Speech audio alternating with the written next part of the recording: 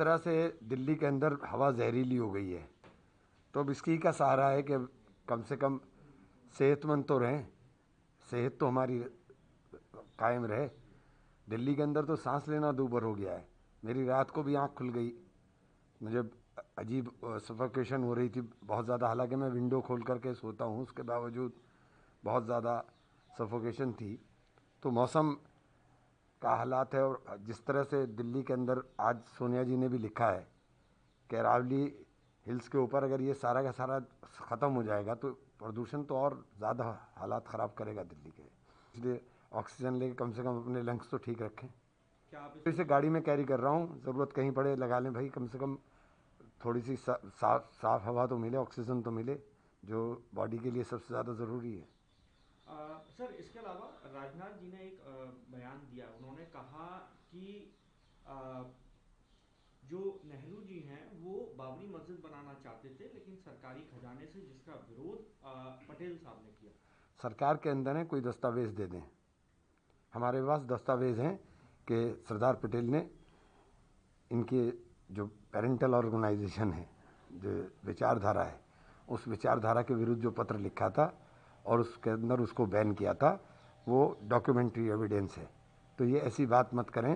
सरकार के अंदर शामिल लोग अगर इस प्रकार की बातें करेंगे और इस प्रकार का झूठा नैरेटिव देश के अंदर फैलाएंगे तो ये बहुत ही दुखदायी है।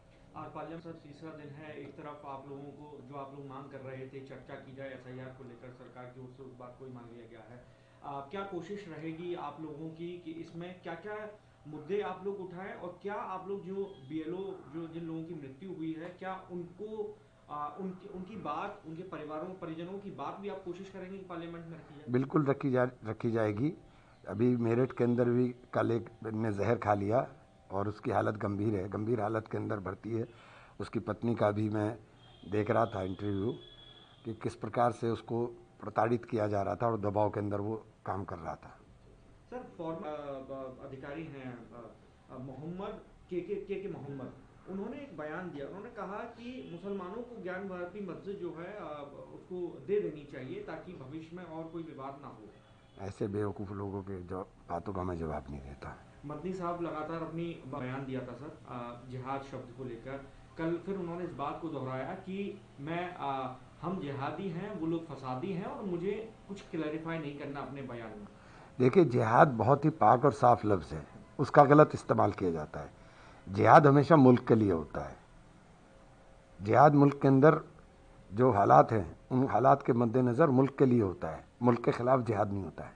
एक आनंद रेड्डी जी ने एक बयान दिया है जिसमें उन्होंने कहा कांग्रेस पार्टी 140 साल पुरानी है पार्टी है, इसके अंदर अलग अलग तरीके के माइंडसेट है। साथ में उन्होंने हिंदुओं की जो भगवान हैं उनका जिक्र करते हुए कहा कि कितने भगवान हैं, कोई नॉनवेज खाता है, कोई वेज खाता है, कि किसी ने 2 शादी की है। इसको लेकर काफ़ी विवाद बन रहा है। रेवंत रेड्डी से माफ़ी की मांग की जा रही है। पता नहीं उन्होंने क्या बयान दिया, लेकिन इस तरह के शब्दों को देख करके तोल करके बोलना चाहिए जिससे किसी प्रभातखबर.com, विश्वास वही, रफ्तार नहीं।